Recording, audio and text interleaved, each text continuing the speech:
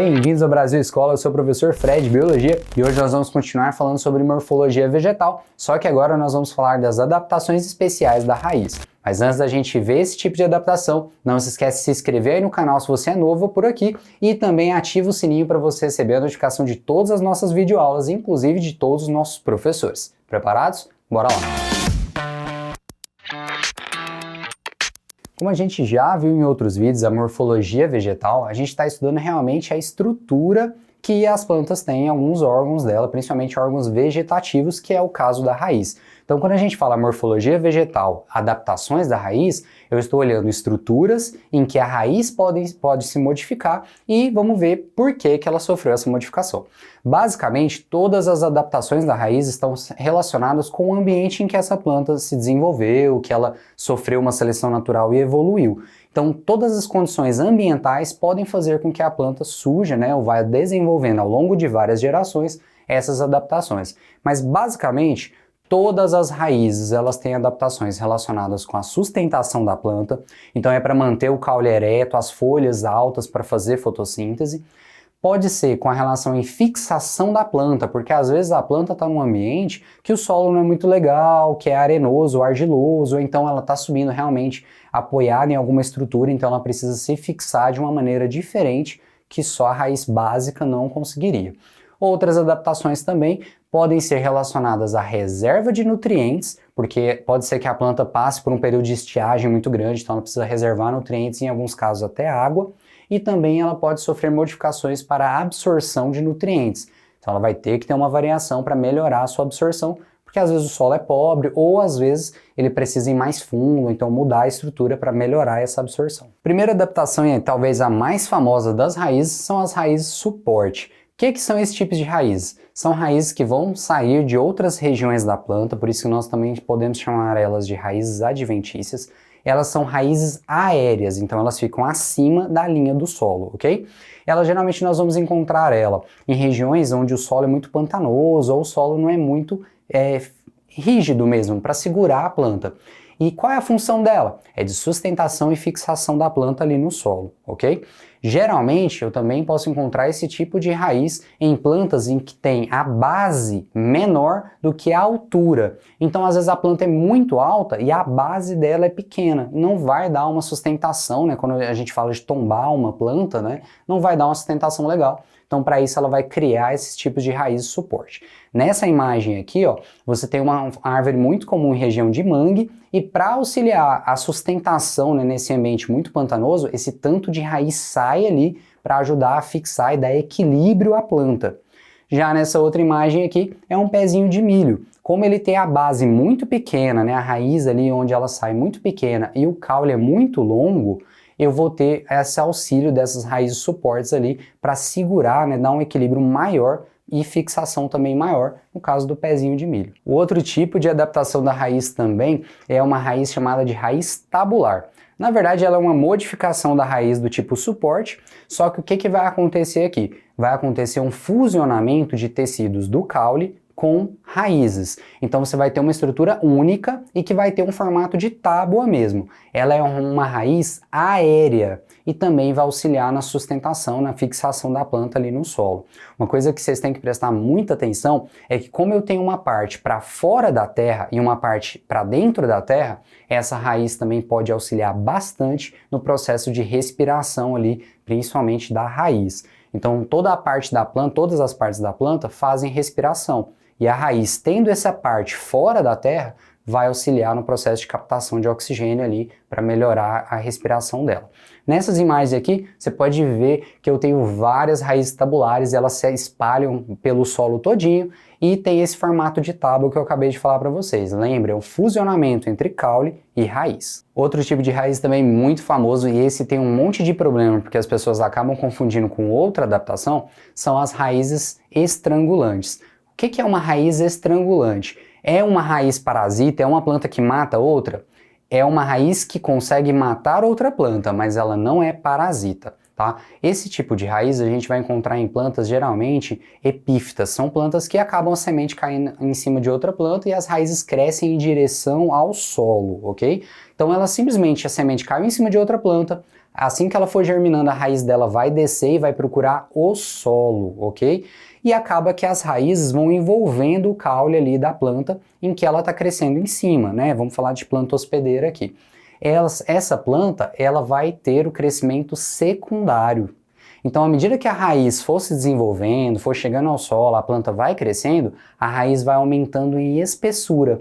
E acaba que, se a planta em que ela está crescendo por cima também tiver o crescimento secundário, né, o crescimento em largura, né, em espessura que a gente fala, vai acabar entrando em contato com as raízes estrangulantes. E aí acaba que ele vai, em determinado momento, ele vai cortar o fluxo de seiva elaborada e a planta principal, né, a planta suporte, digamos assim, ela vai acabar morrendo por um tipo de estrangulamento. Mas eu quero falar para vocês que esse processo de matar a outra planta é um processo passivo. A única coisa que faz matar é se as duas tiverem o crescimento secundário e não vai ter espaço, a planta suporte vai acabar sendo estrangulada. Ela morre e a estranguladora vai ficar ali em volta. Então tomem muito cuidado, ela não afeta em nada a outra planta, mas ela vai atrapalhar o crescimento e pode ser que mate a planta suporte. Nessa imagem aqui, vocês conseguem ver, né, que eu tenho uma raiz descendo pelo caule de uma outra planta e chegando ao solo. Elas são totalmente suficientes, fazem fotossíntese, capturam os nutrientes do solo tranquilamente por essa raiz. O problema é só que elas vão crescer esmagando a planta suporte. Agora vamos falar um pouquinho sobre as raízes respiratórias. Eu também posso encontrar outro nome para esse tipo de raiz, que são as raízes pneumatóforas. Essas raízes também são aéreas e eu vou encontrar elas principalmente em solos pobres de oxigênio ou solos que sofreram, por exemplo, um alagamento. Eu encontro muito esse tipo de raiz em beira de rio, regiões de manguezal também. O que vai acontecer? A raiz está lá no solo e está precisando de oxigênio. Lembra, todas as partes da planta respiram. Então a raiz também precisa de oxigênio. Algumas estruturas da raiz secundária vão crescer para fora do solo, realmente na vertical para fora, até ultrapassar, por exemplo, a lâmina de água. E nessas raízes fora agora do solo, fora da água, vão ter alguns poros, alguns orifícios ali, uns buraquinhos, que nós chamamos de pneumatódios, que são estruturas por onde vai entrar o oxigênio e assim abastecer a raiz. Então é uma estrutura muito comum e quando a gente coloca aqui nessa imagem aqui, você pode perceber que a planta ali, mesmo que o nível da água tenha baixado, essas estruturas ficam para fora ali e vão auxiliar demais na oxigenação da raiz. Agora sim, as raízes parasitas, ou eu também posso encontrar um nome raízes do tipo austórios. Essas raízes, elas vão afetar a planta hospedeira. Então, se ela nascer em cima de uma planta, ela realmente vai buscar alguma forma de aproveitar essa planta hospedeira. Nesse caso, eu vou ter dois tipos de raízes. Eu vou ter as raízes parasitas e as hemiparasitas. Já já eu explico para vocês a diferença. Eu vou encontrar esse tipo de planta crescendo, né, sobre outras plantas e elas têm estruturas muito finas mesmo, que partem das raízes principais ou secundárias, que vão acabar penetrando na planta hospedeira. Então é como se fossem umas mini agulhas mesmo, que vão ajudar a fixação e também penetração dentro da planta hospedeira. Fred, o que a planta quer dentro de outra planta? Pode ser de duas variações. Uma, ela pode buscar os vasos que nós chamamos de vasos do floema, que são aqueles que vão transportar a seiva elaborada, rica em açúcar e nutrientes. Ou pode ser que essa planta parasita ela busque os vasos condutores do tipo xilema. São os vasos do tipo xilema que vão levar a seiva do tipo bruta. Então a seiva bruta que basicamente tem água, sais minerais que a planta está acabando de captar pela sua raiz mesmo. Então eu posso ter esses dois tipos de parasitismo. E aí, como eu falei para vocês, tem duas classificações: parasita e hemiparasita.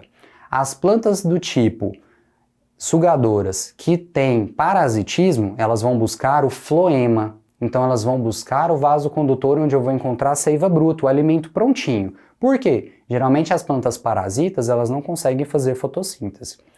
Já as plantas hemiparasitas, o próprio nome hemi significa quase ou pela metade, é um parasita, mas não é tão danoso para a planta hospedeira. O que ele vai buscar? Ele vai buscar o vaso condutor xilemático, né? Ele vai buscar o xilema, que é basicamente seiva bruta, água e sais minerais.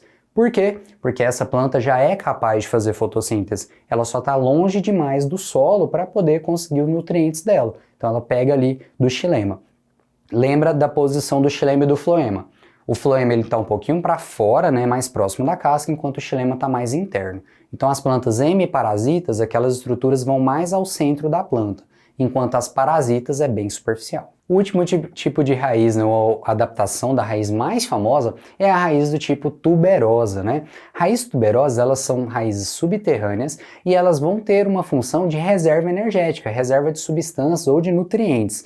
Esse tipo de raiz ela é rica em um tipo de tecido que nós chamamos de parênquima amilífero, ou seja, ela tem um tecido muito grande ali dentro de reserva de amido, que é o estoque, né, energético, né, de polissacarídeos ali da planta. É muito comum a gente encontrar isso, né, em batata doce, mandioca, cenoura principalmente. Então é uma raiz que a gente chama de tuberosa e ela vai ter um crescimento ali bem diferenciado das outras, porque ela vai estar armazenando energia, nutrientes.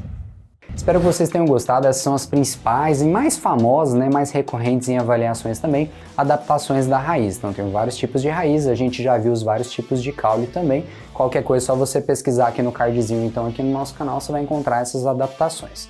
Se você curtiu esse vídeo, deixa o like, se ainda não é inscrito, já se inscreve aí também no canal. Qualquer dúvida ou sugestão, deixa aí nos comentários e todo o material dessa aula está aí na descrição do vídeo. Até a próxima, tchau!